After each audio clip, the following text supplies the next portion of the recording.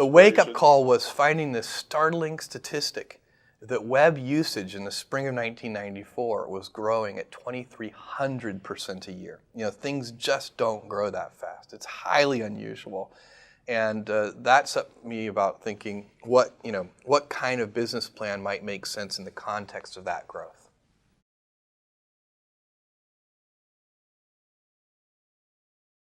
I think there are a couple of things, and one of the things that everybody should realize, and that is probably the single most important factor, is that any startup company that turns into a substantial company over the years never lose track of the fact that there was a lot of luck involved in that. So, there are a lot of entrepreneurs, there are a lot of people who are very smart, very hardworking, very few ever have, the planetary alignment that leads to a tiny little company growing into something substantial. So that requires not only a lot of planning, a lot of hard work, a big team of people who are all dedicated, but it also requires that not only the planets align, but that you get a few galaxies in there aligning too. And that's certainly what happened to us. Our timing was good. Our choice of product categories, books, was a very good choice. And we did a lot of analysis on that to pick that category as the first best category for e-commerce online. But there were no guarantees that that was a good category. At the time we launched this business, it wasn't even crystal clear that the technology would improve fast enough that ordinary people, non-computer people, would even want to bother with this technology. So that was good luck. So there are a whole bunch of things that have to sort of align to make it work.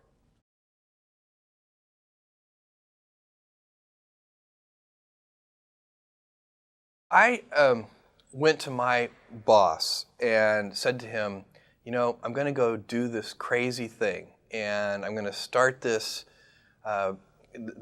company selling books online. And this is something that I had already been talking to him about in a sort of more general context. But then he said, let's go on a walk. And we went on a 2-hour walk in Central Park in New York City.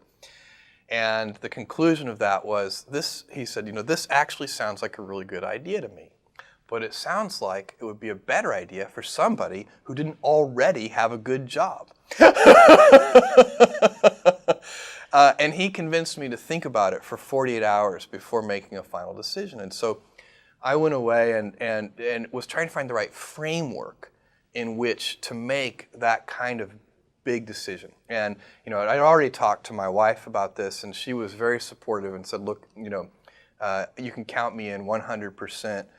Whatever you want to do. It's true. She had married this kind of fairly stable guy in a stable career path, and now he wanted to go do this crazy thing, but she was 100% supportive. So it really was a decision that I had to make for myself, and the framework I found, which made the decision incredibly easy, was what I called, which only a nerd would call, a regret minimization framework. So I wanted to project myself forward to age 80 and say, okay, now I'm looking back on my life. I want to have minimized the number of regrets I have.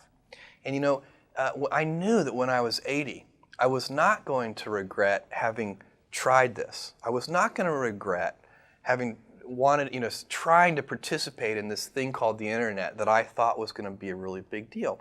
I knew that if I failed, I wouldn't regret that. But I knew the one thing I might regret is not ever having tried. And I knew that that would haunt me every day. And so when I thought about it that way, it was an incredibly easy decision. And I think that's a very good, it's if you can project yourself out to age 80 and sort of think, what will I think at that time? It gets you away from some of the daily pieces of confusion. I left this Wall Street firm in the middle of the year. When you do that, you walk away from your annual bonus. And that's the kind of thing that in the short term can confuse you. But if you think about the long term, then you can really make good life decisions that you won't regret later. Most regrets, by the way, are acts of omission and not commission. I think most people when they're 80 years old, you can do bad things. You can go murder somebody, and that would be bad, and that would be an act of commission that you would regret. But most, everyday, ordinary, non-murderers, their big regrets are omissions.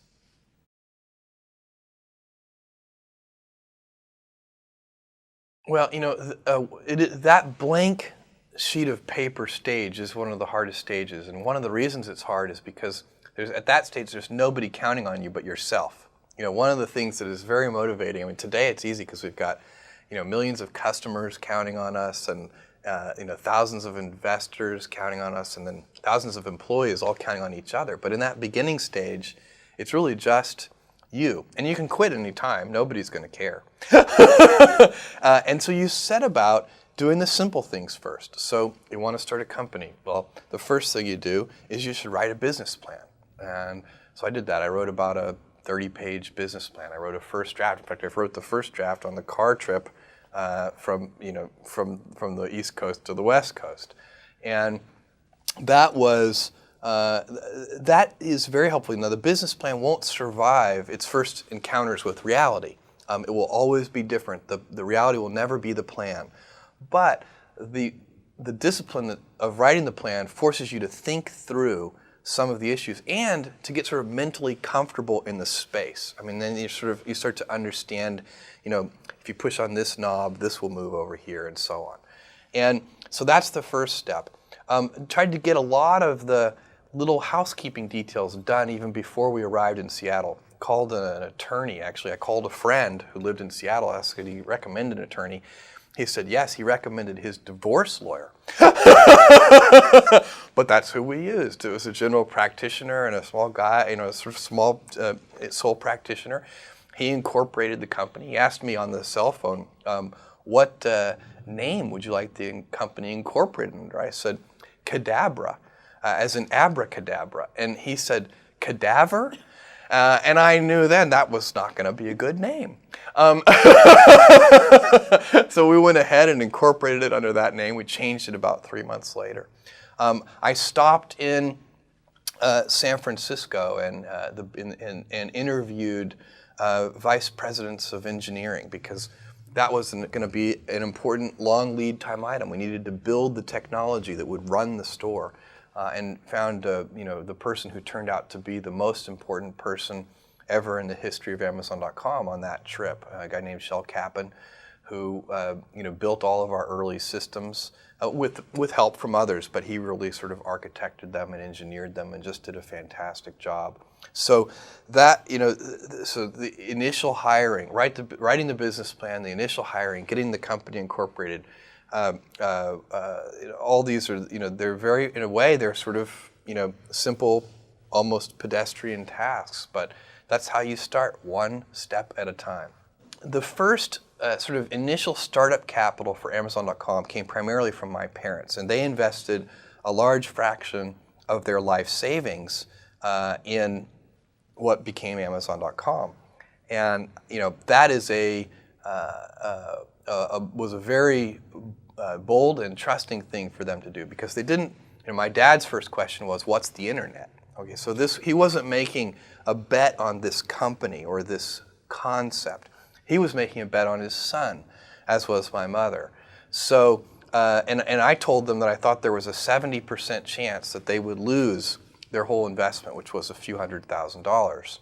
And they did it anyway, and I thought I was giving myself triple the normal odds because there's really if you look at the odds of a startup company succeeding at all, it's only about 10%. Here I was giving myself a 30% chance.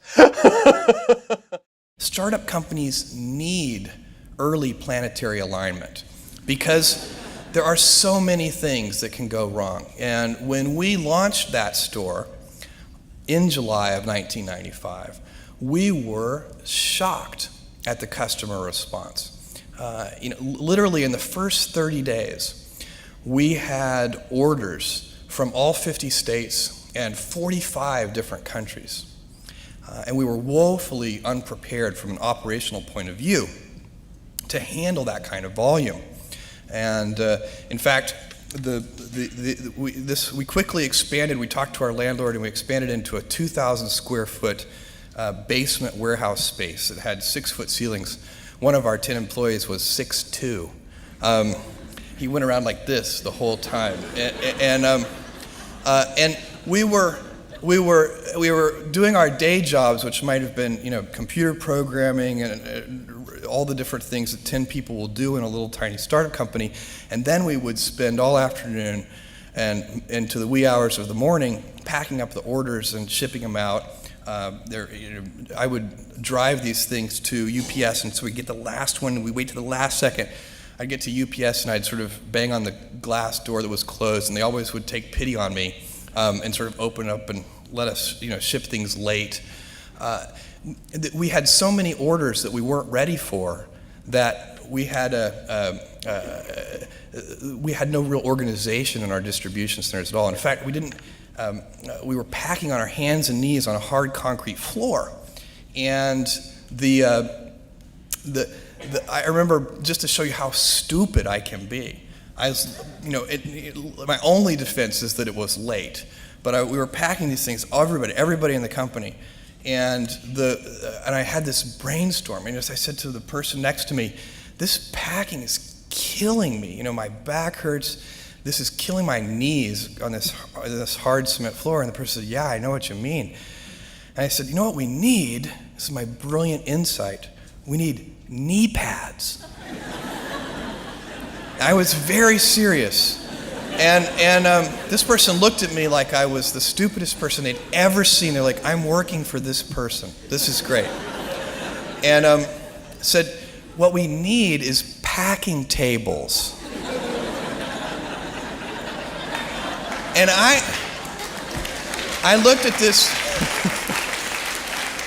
this person, and I thought that was the smartest idea I'd ever heard. The next day we got packing tables, and I think we doubled our productivity. That early stage, by the way, of Amazon.com, where we were so unprepared, is probably one of the luckiest things that ever happened to us, because it formed a culture of customer service in every department of the company, every single person in the company, because we had to work with our hands so close to the customers, making sure those orders went out, really set up a culture that served us well. And that is our goal, to be Earth's most customer-centric company.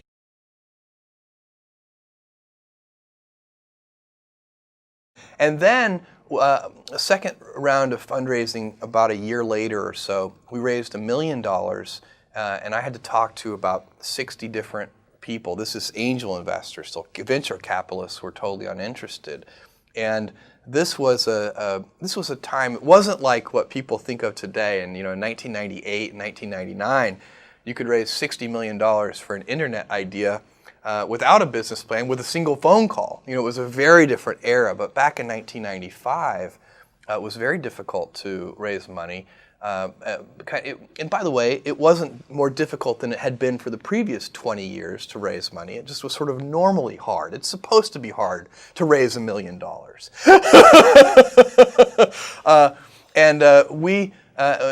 So with a lot of hard work, we raised that $1 million from about 20 different angel investors who invested about $50,000 each. And that was the original money that really funded Amazon.com.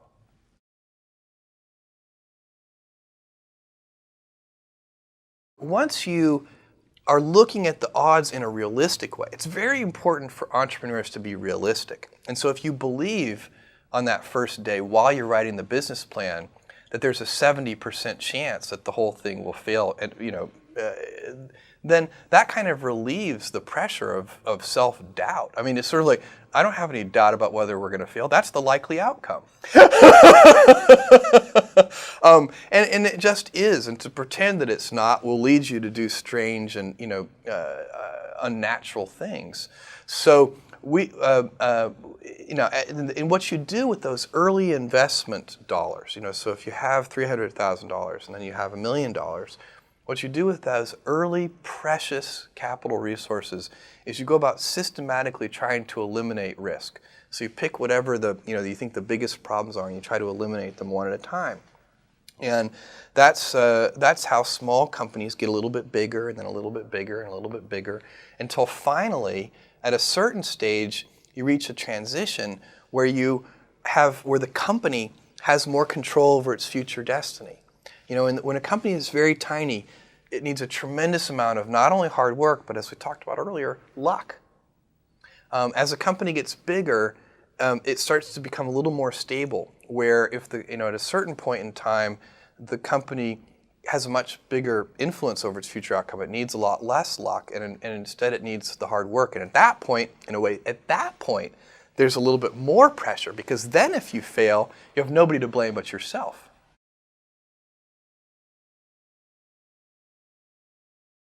I had what I consider to be an idyllic childhood. I mean, I had two parents who loved me incredibly. I also had a tremendous amount of contact with my grandparents, my mom's parents.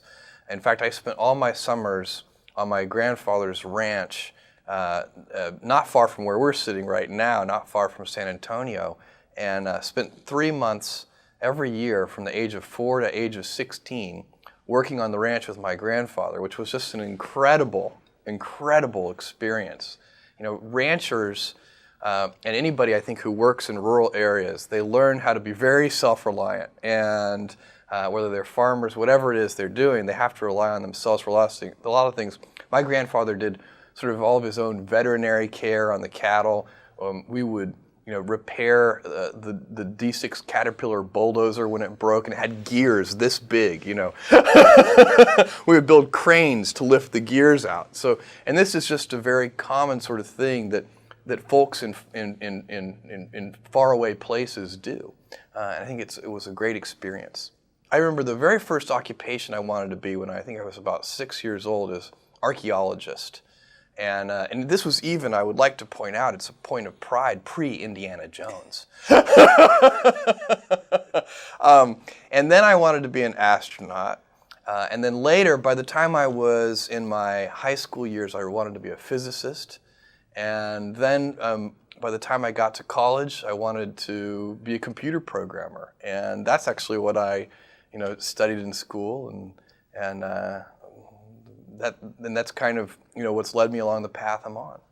I had some family role models, and I had some other people, some sort of historical role models that I really looked at too. So certainly my grandfather was a serious role model for me. I just had spent so much time. I think you learn different things from grandparents than you learn from parents. It's a great. I would encourage anybody to try to spend time not only with their parents but with their grandparents. But I also had. Two people I always would read about were Thomas Edison and Walt Disney. Those were sort of my two biographical heroes. I've always been interested in inventors and invention, and Edison, of course, just for a little kid and probably for adults too, I still feel this way at least, is not only the symbol of that, but the actual fact of that, the just incredible inventor. And I've always felt that there's a certain kind of important pioneering that goes on from an inventor like Thomas Edison. And then Disney was a different sort of thing. He also, a real pioneer and an inventor and doing new things. But it seemed to me that he had this incredible capability to create a vision that he could get a large number of people to share. Because the things that Disney invented, like Disneyland, the theme parks and so on, they were such big visions that no single individual, unlike a lot of the things that Edison worked on, no single individual could ever pull them off. And Walt Disney really was able to get a big team of people working in a concerted direction. I was a very nerdy and good student, so I was in the goody-goody class of students, and was always very working hard, studying. Always did my homework on time. I was a good student. I liked school. And the things I got into trouble on were, like, I lost my library privileges one time, which was really, inconvenient for me because I was actually, for laughing, I know you'll never believe this, but laughing too loudly. in the library. I've had this laugh all my life. I have no idea where it came from. There was a period where my brother and sister wouldn't go see a movie with me. It was too embarrassing. But no, I was sort of, probably unnaturally on the side of not getting in trouble. I mean, by the time I was in high school, we did some pranks type things, but they were the kind of pranks that at the end of the day, the teachers actually secretly loved, And I remember in fourth grade, we had this wonderful contest, which was, the people in the class, there was some prize, I can't remember what it was, whoever could read the most Newbery Award winners in a year. And I read through. I didn't end up winning. I think I read like 30 Newbery Award winners that year, but somebody else read more. And the standout there is the old classic that I think so many people have read and enjoyed, A Wrinkle in Time. And I just remember loving that book. Later, I was always a big fan of science fiction, even from when I was, in elementary school, reading various things, and loved, of course, The Hobbit and Tolkien's trilogy that follows on from that. And this little town where my grandfather lived in the summers, where I spent my time in the summer, had a tiny little Andrew Carnegie style library where all the books had been donated from the local citizens. And I found, this was a very small library, smaller than the room that we're sitting in now, and it had, but it had an extensive science fiction collection, because it just so happened one of the residents of this 3,000 person town had been a science fiction fan and donated their whole collection. And that started a love affair for me with people like Heinlein and Asimov and all the well-known science fiction authors that persist to this day. My math teacher in either fourth or fifth grade, I can't remember, Mrs. McInerney, she had a big influence on me. My calculus teacher in high school, Mr. Moore, he had a big influence on me. Mrs. Delchamps, who taught chemistry in high school, Mrs. Rule, who taught physics. I really, I have been blessed with, conscientious, hardworking, super smart teachers. And I don't know, because, I only got to go through school once, so I don't know if, I have a feeling I was lucky. I know there are a lot of hardworking teachers out there, but I seem to have had more than my fair share. I always wanted to please. It was one of the things, and I think one of the things that these teachers who are really, really good do is they recognize that their students, they create that environment where you can be very satisfied by the process of learning that's going on. So it's like anything. If you do something and you find it to be a very satisfying experience, then you want to do more of it. And so the great teachers somehow convey in their very attitude and their words and their actions and everything they do that this is an important thing you're learning. And by doing that, you end up wanting to do more of it and more of it and more of it. And I think that's a real talent that some people have to kind of convey the importance of that and to reflect it back to the students. I was very difficult to punish for my parents, because they would send me to my room, and I was always happy to go to my room because I would just read. So if I talked back or did anything that was sort of, you're grounded and you have to stay in your room, that was always fine with me. So I was a big reader. I remember playing lots of games in elementary school, like kick the can and various, tag and all the outdoor games and so on. And I did all those things. I think I had a very kind of, normal sort of, except for my ranch experience, which I think is very unusual for experiencing a great one to have had. I think my experience as a kid was a very normal one.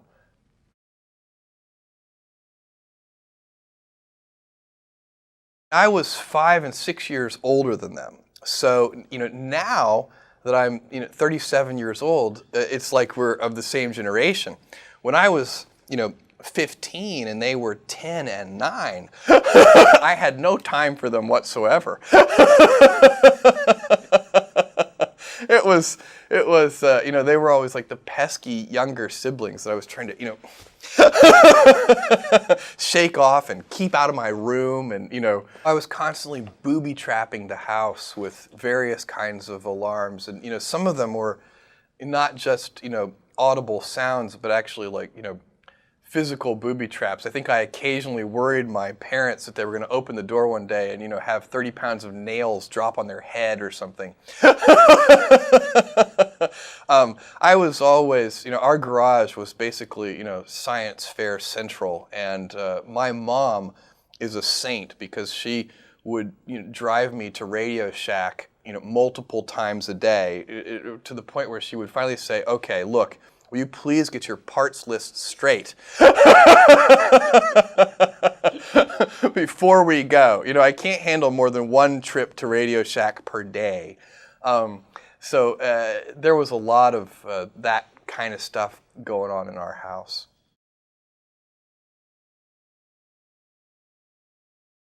I went to Princeton primarily because I wanted to study physics.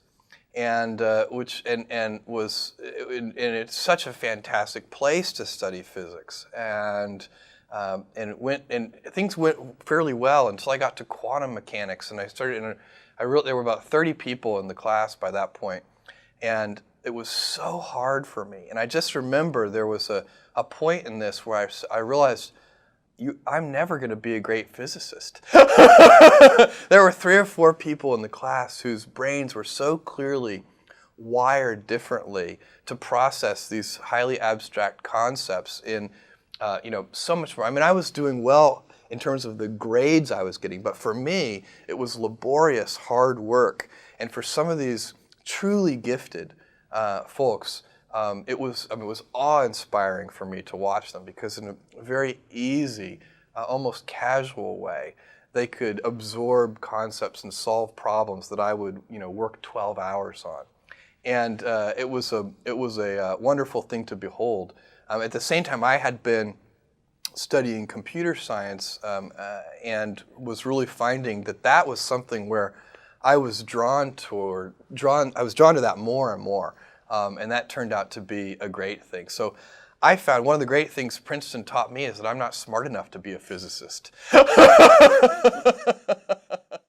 I was very, very lucky because in 4th grade, which for me would have been, it would have been about 1974, I had access to a mainframe computer. There were no personal computers in 1974, and there was a company in Houston that had loaned excess mainframe computer time to this little elementary school. And we had a teletype that was connected by an old acoustic modem. You literally dialed a regular phone and picked up the handset and put it in this little cradle.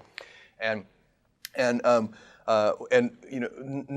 the teachers knew how to operate this computer. Nobody did, but there was a stack of manuals, and me and a couple of other kids stayed after class and learned how to program this thing. And that worked well for maybe about a week. And then we learned that the mainframe programmers in some central location somewhere in Houston had already programmed this computer to play Star Trek. And from that day forward, all we did was play Star Trek. And that's actually something I should have mentioned, but I used a large portion of my elementary school free time hours not only watching Star Trek, the original, of course, but also playing Star Trek. And everybody wanted to be, all of my friends, we all wanted to be Spock. And if you couldn't be Spock, then you would be Captain Kirk. And if you couldn't be Captain Kirk, then it started to separate. People wanted to be different. Some people wanted to be Bones. I never wanted to be Bones. I would take as my third choice. If I couldn't get Spock or Kirk, I would take the computer. You say, somebody would ask, the computer was fun to play because people would ask you questions and they say computer and you'd say working. I think it's always hard to know why you're drawn to a particular thing. I think part of it is if you have a facility with that thing, then of course it's satisfying to do it, and so in a way that's self-reinforcing. And certainly I always had a facility with computers. I always got along well with them, and they're such extraordinary tools. I mean, you can teach them to do things, and then they actually do them. I mean, it's a kind of an incredible tool that we've built here in the 20th century. And that was a love affair that really did start in 4th grade. And then by the time I got to high school, I think when I was in 11th grade, I got an Apple II Plus, and continued fooling around with computers. And then by the time I got to Princeton, I was taking all the computer classes, and actually not just learning how to hack, but learning about algorithms and some of the mathematics behind computer science. And it's fascinating. I mean, it's really a very involving and fun subject.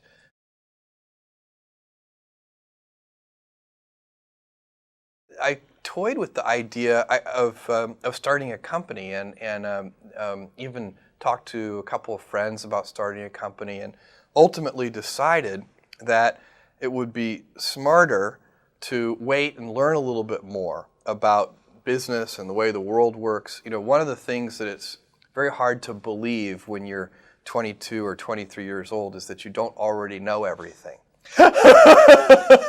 It turns out, I mean, as I suspect, people learn more and more as they get older, that you seem to realize that you know less and less every year that goes by. I can only imagine that by the time I'm 70, I will realize I know nothing.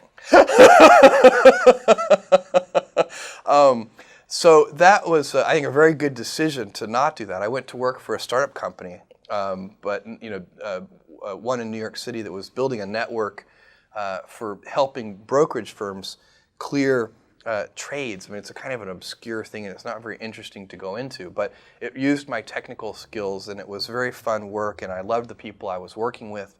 And then from then on, I started working sort of at the intersection of computers and finance, and stayed on Wall Street for a long time.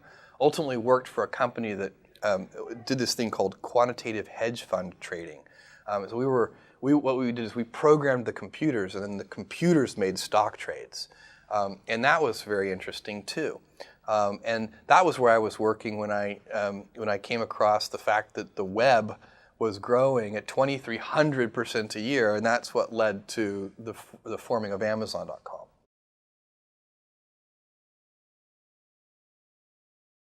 I think the internet in general, Amazon.com in particular, this is still chapter 1. So you're sort of asking me about my story, and it's still sort of the very beginning. Which I think is, it is interesting, because there's still a lot of this to be built, a lot of technology to build, a lot of innovations for customers to be built, and also the financial side of the story is still playing itself out in real time. But there's a lot of visibility on the internet, and there has been for the last couple of years. The first 4 years of the company, we sort of worked in relative obscurity, and it was we always had lots of supporters, and we always had lots of skeptics. And that's still the same today. It's just that the level of visibility is so much higher. So, if you look at the 6 years that we've been doing business so far, exactly one of those 6 years, we were not the underdog, and that was 1999. And that was the weird year for us. Now it's much more normal. It's more what we're used to. At this point in time, we haven't built a lasting company yet. We still have a tremendous amount of hard work ahead of us. But we have all of the assets in place now. We have eliminated the necessity for the luck that a startup company requires. And now, our future is in our own hands as a team and as a company. We have so many smart people. We have so many customers who treat us so well.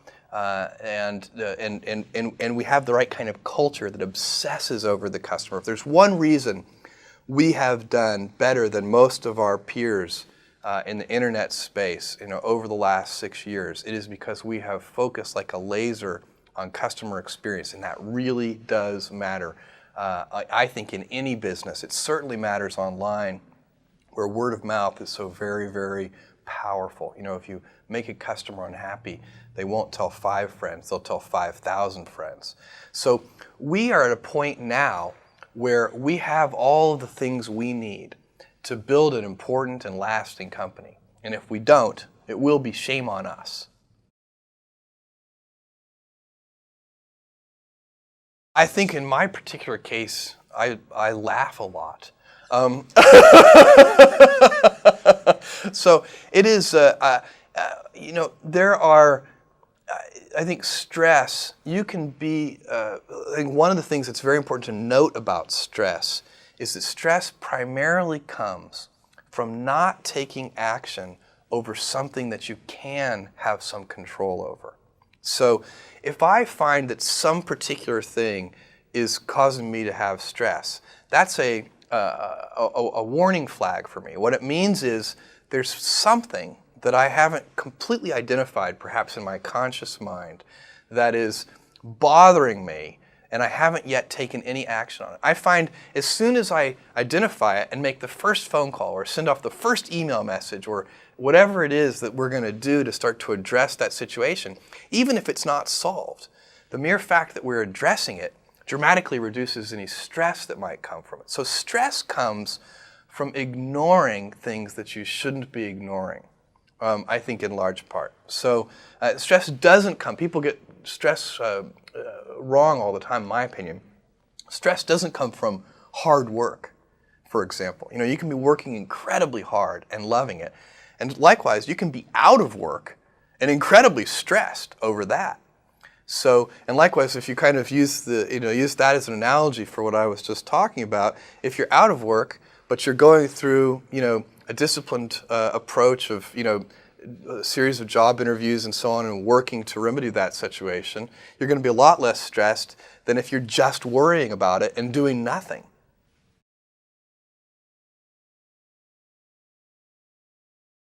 Well, I think, one of the things that I think people would be surprised to learn, and I don't know if this is true for everybody, but I suspect it is. And I think that at least at a certain age, the basic foundational things about people are largely set. And so, I'm a lottery winner of a certain kind.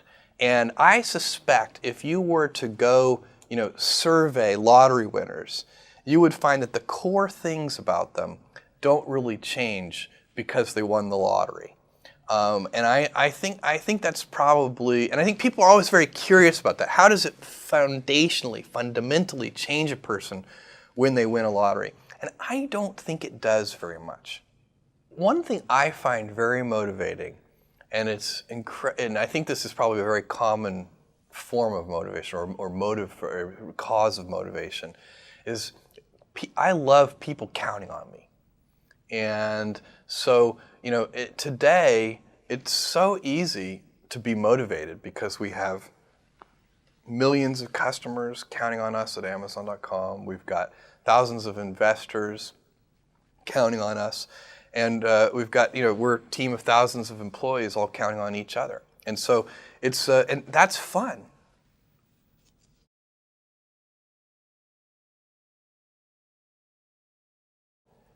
Do something you're very passionate about, and don't try to chase what is kind of the hot passion of the day. I think we actually saw this, I think you see it all over the place in many different contexts, but I think we saw it in the internet world quite a bit, where at the sort of peak of the sort of internet mania in, say, 1999, you found people who were very passionate about something. They kind of left that job and decided, I'm going to do something in the internet, because it's it was almost like the the 1849 gold rush in a way. I mean, you find that people, if you go back and study the history of the 1849 gold rush, you find that at that time everybody who was within shouting distance of California was, they might have been a doctor, but they quit being a doctor and they started panning for gold. And that almost never works. And even if it does work, according to some metric, financial success or whatever it might be, I suspect it leaves you ultimately unsatisfied. So you really need to be very clear with yourself. And I think one of the best ways to do that is this notion of projecting yourself forward to age 80, looking back on your life and trying to make sure you've minimized the number of regrets you have. That works for career decisions. It works for family decisions.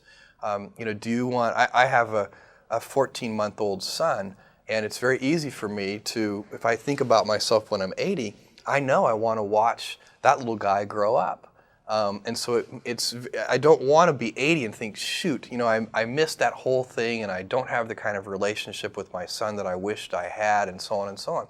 So if you think about that, so I guess another thing that I would recommend to people is that they always take a long-term point of view. And I think this is something about which there's a lot of controversy. There's a lot of people, and I'm just not one of them, believe that you should live for the now. I think what you do is you think about the great expanse of time ahead of you and try to make sure that you're planning for that in a way that's going to leave you ultimately satisfied. So this is the way it works for me. And I mean, everybody needs to find that for themselves. So I think there are a lot of paths to satisfaction, and you need to find one that works for you.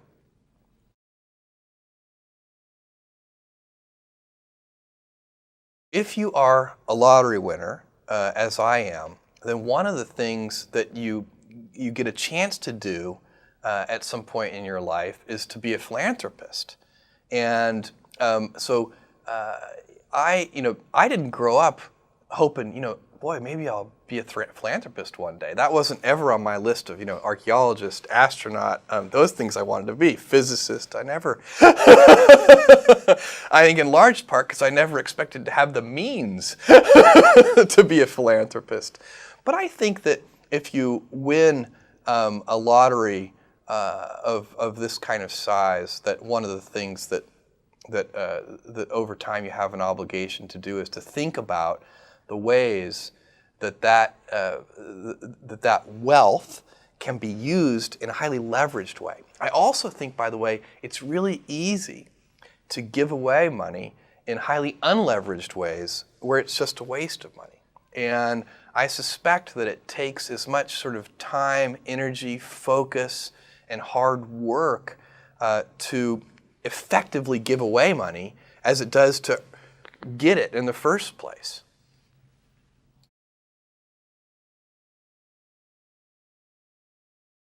I think one of the things that's most important to me is, one of the notions that the United States was founded on, and that is liberty.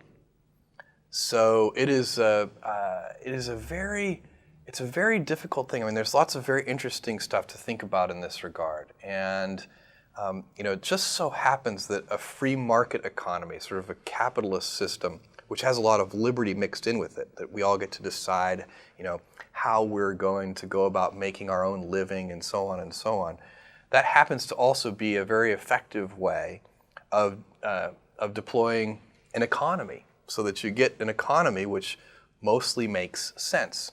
Things mysteriously, because of that invisible hand, tend to work out. I remember there was a time, I may have these statistics slightly wrong, that a few years ago there was a heat wave in the South that killed 3% of chickens.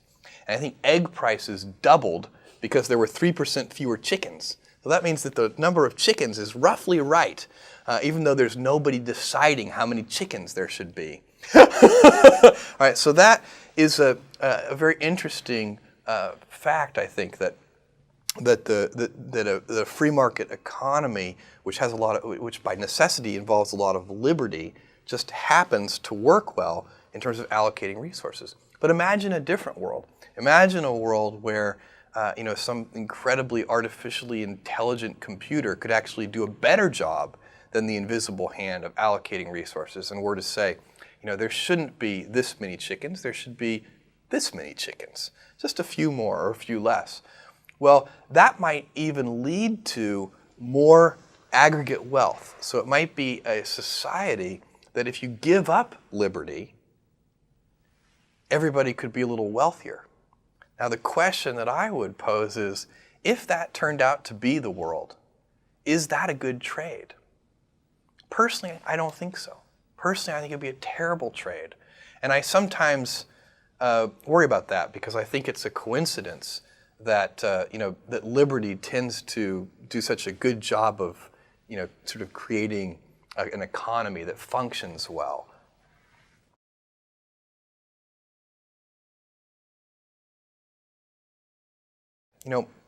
If you look over long periods of time, look over hundreds of years, and look at the average sort of life cycle of a new technology, what you find is that it's getting compressed and compressed and compressed. So the rate of change is getting faster and faster.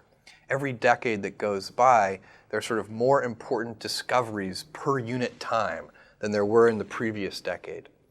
And a lot of these discoveries tend to have two uses. I mean, technologies tend to be agnostic with respect to whether they can be used for good or used for evil. And I think that over the next 50 years, we are going to face a lot of very tough decisions as a society in how we make sure that we are harnessing those technologies for good purposes. I think liberty, giving people the freedom to, as long as they're not hurting somebody else, do what they want, is super important. I think it's the core essence of the American dream. And I think at times we as a people get confused about it. I mean, I think one of the things that you see come up in various places, and people talk about it under different labels. Sometimes they talk about it as a lack of personal responsibility and other kinds of labels. But what it really is I think people should carefully reread the first part of the Declaration of Independence, because I think sometimes we as a society start to get confused and think that we have a right to happiness. But if you read the Declaration of Independence, it talks about life, liberty, and the pursuit of happiness. Nobody has a right to happiness. You should have a right to pursue it, and I think the core of that is liberty.